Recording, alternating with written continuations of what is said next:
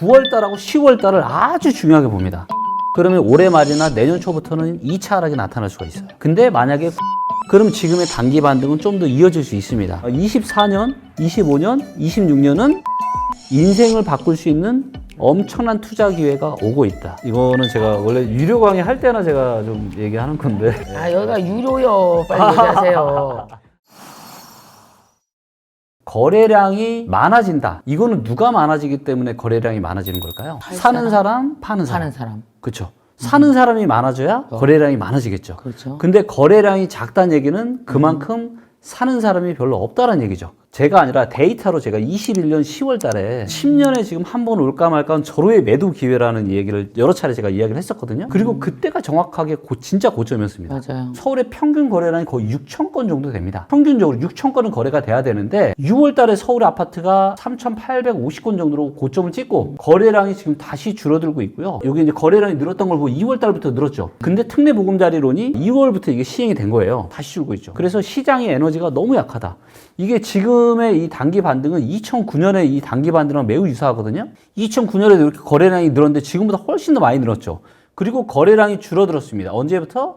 2009년 10월부터. 그러면서 다시 시장이 2010년부터 10년, 11년, 12년, 13년까지 대세 하락을 했던 거예요. 근데 이때는 이렇게 세게 단기 반등이 나왔음에도 불구하고 거래량이 이렇게 많았는데 지금은 정부에서 어떻게 보면 집사라고 지금 특례보금자리론까지 해줬는데도 거래량이 너무 작다라는 겁니다. 자, 그리고 여기에 최근 뭐가 또 바뀌고 있냐면 수급이 지금 안 좋아지고 있는데요. 서울 아파트의 매도 심리라고 보시면 됩니다. 근데 최근에 지금 어떤 흐름이 나오고 있죠? 자, 매도 심리가 줄어들다가 다시 상승하고 있죠. 이게 이제 언제냐면 22년 말부터 매도 심리가 줄었어요. 그러면서 올해 한 2, 3월부터 부동산 시장이 살아났던 거였거든요. 근데 지금 다시 매도 심리가 지금 다시 커지고 있고 이 빨간색 선이 매수 심리인데 이것도 얼마 안 되는데 조금 살아났다가 최근에 다시 줄어들고 있습니다. 그러니까 지금 심리가 지금 안 좋아지고 있는 거고요. 그 다음에 무엇보다 이게 만약에 진짜 반등장이다. 그러면 매물이 어떻게 돼야 돼요? 아파트를 팔려고 하는 매물이 줄어야죠. 이 파란색 선이 매물이거든요. 아파트를 팔려고 실제 부동산에 내놓은 매물. 근데 이 파란색 선이 어때요? 언제가 제일 높아요? 지금이 제일 높습니다. 그러니까 이 단기 반등을 활용을 해서 지금 서울의 아파트를 팔려고 하는 사람이 역사상 가장 많다라는 거예요. 근데 거래량은 이미 다시 줄어들기 시작했고 매도 심리는 커지고 매수 심리는 다시 줄어들고 있어요. 그래서 당장은 우리가 좀 더 데이터의 추이를 봐야 되겠지만 9월달하고 10월달을 아주 중요하게 봅니다. 만약에 9월달, 10월달 마저도 네. 지금 이사철인데 만약에 거래량이 늘지 않고 매매 심리가 안 좋아진다. 그러면 이제는 그로부터 두세 달 뒤, 즉 올해 말이나 내년 초중반부터는 다시 떨어질 수 있는 거예요. 네, 그래서 지금은 소득 대비해서나 주택 구입 부담 지수 대비해서 아파트 가격이 너무나도 지금 높은 상황이고 그다음에 최근에 혹시 신문 기사 보셨는지 모르지만 사람들의 실질 가처분 소득이 지금 17년 만에 최대폭 하락을 했다. 왜? 고물가, 고금리 시대이기 때문에 사람들은 호주머니에 여유가 없어요. 근데 대출은 이미 너무 많죠. 그래서 지금의 주택 가격은 더 이상 유지되기가 매우 힘들다라고 여러 데이터는 이야기하고 있는 거죠. 9월달, 10월달을 아주 눈여겨볼 필요가 있다. 네. 그럼 9월달, 10월달을 눈여겨보면 그것이 이제 내년 초까지 이어가겠네요. 9월, 10월 달을 보면 둘 중에 하나입니다. 만약에 지금 좀 8월 중후반부터 안 좋아지는 이 데이터가 계속 안 좋아진다. 네. 그러면 올해 말이나 내년 초부터는 2차 하락이 나타날 수가 있어요. 근데 만약에 9월 달, 10월 달 다행히 좀 심리도 살아나고 거래량도 좀 있다. 그럼 지금의 단기 반등은 좀 더 이어질 수 있습니다. 하지만 그거는 기간을 연장할 뿐이지 결론적으로는 내년 뭐 늦어도 한 중후반부터는 다시 하락으로 돌아설 가능성이 높다. 더군다나 최근의 반등, 올해의 반등을 가져온 가장 큰 주역 중에 하나가 특례 보금자리론인데 이게 9월 말부터 이제는 대폭 축소가 되잖아요. 물론 또 다른 정책들을 펴서 주택에 대한 수요를 어느 정도 이렇게 하고는 있지만 지금 여러 데이터들을 봤을 때 이제는 이것마저도 거의 지금 사그라들고 있다. 그럼 지금 집을 사고 싶은 사람은 좀 기다려야 되는 거예요? 기다려야 됩니다. 그리고 제가 누누이 하는 얘기가 있어요. 저도 이제 하락 얘기는 그만하고 싶어요. 진짜로. 왜냐면 저는 이제 부동산 플랫폼을 운영하는 회사 대표잖아요. 그럼 부동산 시장이 살아나기를 원하겠어요? 안 살아나기를 원하겠어요? 살아나야지. 살아나야죠. 살아나야 저도 더 살아나는 건데. 근데 데이터를 보니까 내년부터는 일부 지방부터 굉장히 좋은 기회가 지금 올 수 있다. 이렇게 이야기하고 있습니다. 모든 지역은 아니지만 좀 싸게 살 수 있는. 네. 그래서 무릎 밑에서 살 수 있는 특히나 내 집 마련을 못하신 이런 분들이 가장 좋은 방법은 내년 정도에 미분양을 잡거나 아니면 경매로 사는 거예요. 왜냐면 지금도 10억짜리 아파트를 기준으로 최소한 1억에서 1억 5천, 많게는 2, 3억씩 싸게 살 수 있습니다. 경매로. 그러면 이 돈이 작은 돈이 아니잖아요. 전문업체한테 도움을 받고. 네, 뭐 토지, 건물, 누누이 하는 이야기가 24년, 25년, 26년은 경매로 인생을 바꿀 수 있는 엄청난 투자 기회가 오고 있다. 이거를 데이터로 보면 나오거든요. 지금 2020년과 21년에 아파트, 오피스텔, 건물, 토지 모든 영역의 부동산에서 엄청난 거래량이 터졌어요. 즉 금리가 너무 싸니까 영끌에서 아, 이 기회에 건물 사고 이 기회에 토지 사고 대출 끌어다가 그러신 분들이 너무 많다라는 거예요. 근데 그때보다 대출이자 부담이 많이 커졌죠. 그래서 이런 것들을 힘들어 하시는 분들이 주변에 계속 늘어나고 있습니다. 그리고 아마 이런 것들이 그래서 지금 경매로 나오고 있고 내년부터는 더 많이 나오게 될 거예요. 정말 이제 내 집 마련을 못 하시거나 하신 분들은 경매 공부를 꼭 좀 하셔서 직접 뭐 하시거나 이렇게 하셔도 좋으니까. 그러니까 뭐 내가 처음부터 끝까지 직접 다 하지 않더라도 그래도 네. 공부는 해야죠. 알아듣고 대화하고 그렇죠. 그분들이 스텝별로 밟아나가는 걸 내가 네. 이해하고 따라가고 도장 찍고 이런 걸 맞습니다. 해야 되잖아요. 그렇죠. 자, 가장 먼저 반등이 왔던 세종. 근데 여기도 이상 신호가 나타났어요. 이상 신호가 나타났습니다. 세종에 네. 그리고 이제 제가 올 초에 제가 그랬거든요. 혹시 이제 반등이 나타난다라면 가장 먼저 가장 크게 떨어졌고, 근데 인구와 세대수는 계속 늘고 일자리도 많이 늘고 앞으로 입주 물량이 없는 세종에서부터 반등이 나타날 거다. 라고 했는데 아니나 다를까 세종부터 반등이 나타났는데 근데 왜 최근에 그래요? 좀 이상해지고 있어요. 세종의 매도 심리인데 네네네. 파란색이 어떻게 되고 있죠? 매도 올라가는. 매도 심리가 늘고 있죠. 네, 그래서 세종에 지금 아파트를 다시 팔려고 하는 매도 심리가 늘고 빨간색이 매수 심리인데 매수 심리는 또 거의 없어요. 이때는 매도 심리 줄어들고 매수 심리 살아나죠. 이때가 언제예요? 23년 초반. 그러니까 팔려는 사람은 줄고 사려는 사람이 느니까 아파트가격이 올라갔는데 지금은 다시 반대 현상이 지금 일어나고 왜 있다는 그러는 겁니다. 거예요, 세종? 최근 몇 개월 동안 많이 오르다 보니까 이제는 이 가격에 더 이상 살 사람은 별로 없고 아 이때가 기회구나 하고 팔려고 하는 사람이 많아지고 그다음 문제가 뭐냐면 거래량인데요. 이거를 제가 기간을 좀 줄여서 한번 보여드릴게요. 자, 세종의 거래량이 언제부터 크게 늘었냐면 2월 달부터 크게 늘었습니다. 근데 조금씩 줄어들다가 지금 보시면 7월 달부터 확 줄었죠. 그래서 7월 달에는 지금 300건이 안 됩니다. 거래량이 줄었다라는 거는 그만큼 사는 사람이 사자세가 줄었다라는 거고 요게 이제 지금 세종의 매물인데 매물은 어때요? 계속 증가하고 있습니다. 거기다가 지금 부동산 시장 분위기를 가장 잘 아시는 분이 누구냐? 바로 공인중개사분들인데 공인중개사분들이 그 지역에 부동산의 3개월 뒤에 전망을 하는 데이터가 있어요. 요 빨간색이 매매고 파란색이 전세거든요.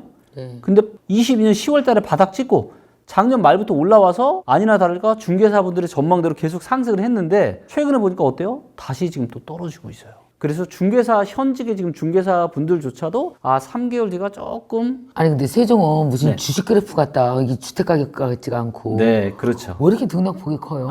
최근에 이제 코로나 시기 이런 것들 때문에 사실 주택 시장의 이 변동성이 상당히 진짜 예전보다 크네. 많이 커졌어요. 그래서 지금은 세종의 아파트를 사기에는 또 애매한 시점이 돼버렸습니다. 대구 이런 데 강의가 보면 대구에 진짜 아파트 많이 졌더라고요. 맞아요. 대구, 인천 여기는 어때요? 대구와 인천도 지금 힘들어 하시는 분들이 많은데 제가 하나 확실하게 말씀드릴 수 있는 게 있습니다. 뭐냐면 인생 사는 게 다 그렇지만 우리가 좋은 의사결정을 잘하는 것도 중요하지만 훨씬 더 중요한 게 뭐냐? 잘못된 의사결정을 하지 않는 거예요. 그리고 투자에 있어서 잘못된 의사결정은 뭐냐면요. 어깨 위에서 사는 겁니다. 그리고 무릎 밑에서 파는 거예요. 이게 정말 잘못된 의사결정인데 인천과 대구는 입주 물량 때문에 굉장히 많이 떨어졌거든요. 그리고 최근에 다시 반등이 들어오고 있습니다. 그래서 이 지역은 지금 한 무릎 인근 정도라고 볼 수 있어요. 네. 그럼 무릎 인근에서는 팔면은 안 되겠죠. 그래서 들고 있어야 돼요? 지금은 들고 계셔야 됩니다. 물론 그렇다고 지금 사기에 좋은 시점이냐 이거는 아직 조금 아닐 수 있지만 아직 발바닥은 아니기 때문에 하지만 무릎 정도기 때문에 지금 혹시 가지고 계신 분들은 지금 파시면 안 될 것 같고요. 발바닥 되면 어떡해요? 발바닥 되면 한 채 더 사시면 됩니다. 내가 여기서 사서 네. 이렇게 하면 두 채 사지. 근데 네. 여기서 사서 여기까지 왔는데 돈이 어디 있어서 여기서 두 개를 사요. 아, 이거 공개하기 너무 아까운 팁이긴 한데 네. 이거는 제가 원래 유료 강의 할 때나 제가 좀 얘기하는 건데 아 여기가 유료요. 빨리 얘기하세요. 지금의 상황을 보면 벌써 올해 초부터 이런 징조들이 나오고 있죠. 뭐냐면 부동산에 대한 수요는요, 두 가지가 있습니다. 첫 번째가 실수요고 두 번째가 투자 수요예요. 자, 실수요가 지금 있어요, 없어요? 별로 없죠. 네. 코로나 때 이미 쓸 사람 다 써버렸잖아요. 그렇구나. 그러다 보니까 정책적으로 풀어주고 있죠. 자, 그다음 투자 수요가 있는데 지금은 투자 수요가 아예 없습니다. 투자 수요라는 거는 집을 여러 채 소유하는 거, 투자 목적으로. 자, 그러려면 취득세 중과나 종부세가 없어야 되는데 낮거나. 근데 지금 어때요? 세금 부담이 많죠. 자, 그러다 보니까 실수요도 없고 투자 수요도 없어요. 그래서 지금 부동산 시장이 이렇게 거래량이 없는 겁니다. 근데 이 상태가 지속이 되면은 안 그래도 지금 정부도 지금 세수 적자가 엄청나잖아요. 그럼 결국은 또 국가에서 쓸 카드가 없기 때문에 다시 또 부동산 부양 정책을 펼칠 수밖에 없어요. 그래서 이거를 점점 어떤 카드를 쓸 수밖에 없냐? 투자 수요를 적극적으로 살릴 만한 정책을 펼칠 수밖에 없습니다. 그리고 이거의 끝판왕이 있어요. IMF 이후에도 나왔고요.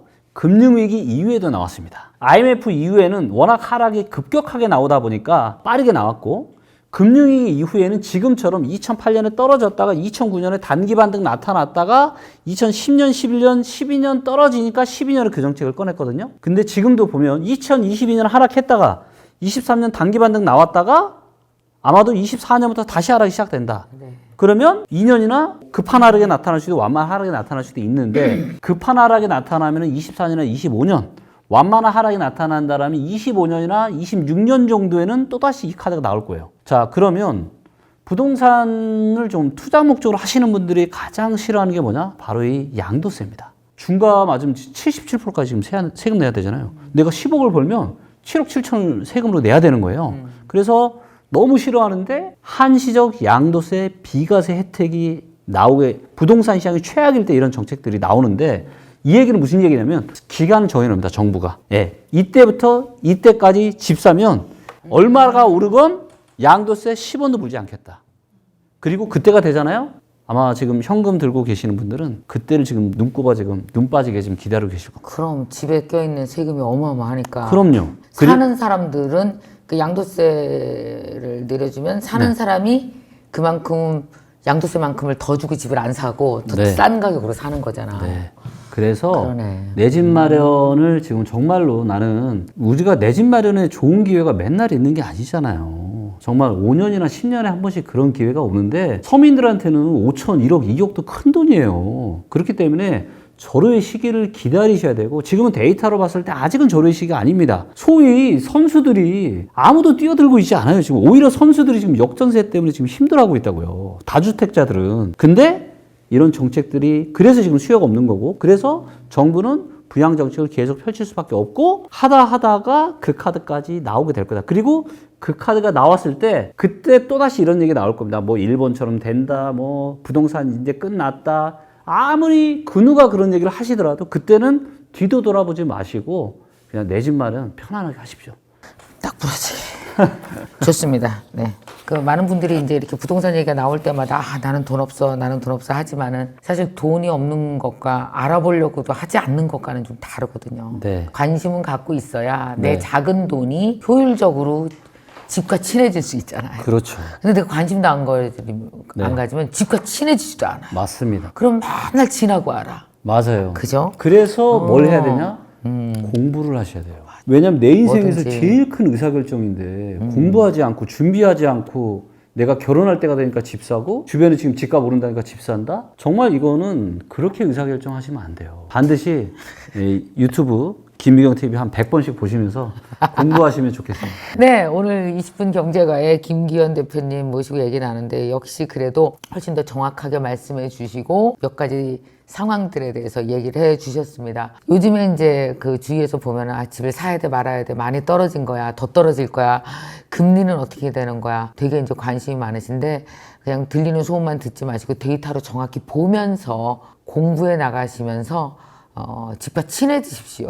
그래야 집이 여러분이 되고 내 집 마련할 수 있을 것 같습니다. 오늘 내 집 마련을 하기 위해서 정말 내 집 마련하기 순수하게 고민하시는 분들에게 좋은 꿀팁이 되셨기를 바랍니다. 오늘 고맙습니다. 네, 감사합니다. 네, 감사합니다.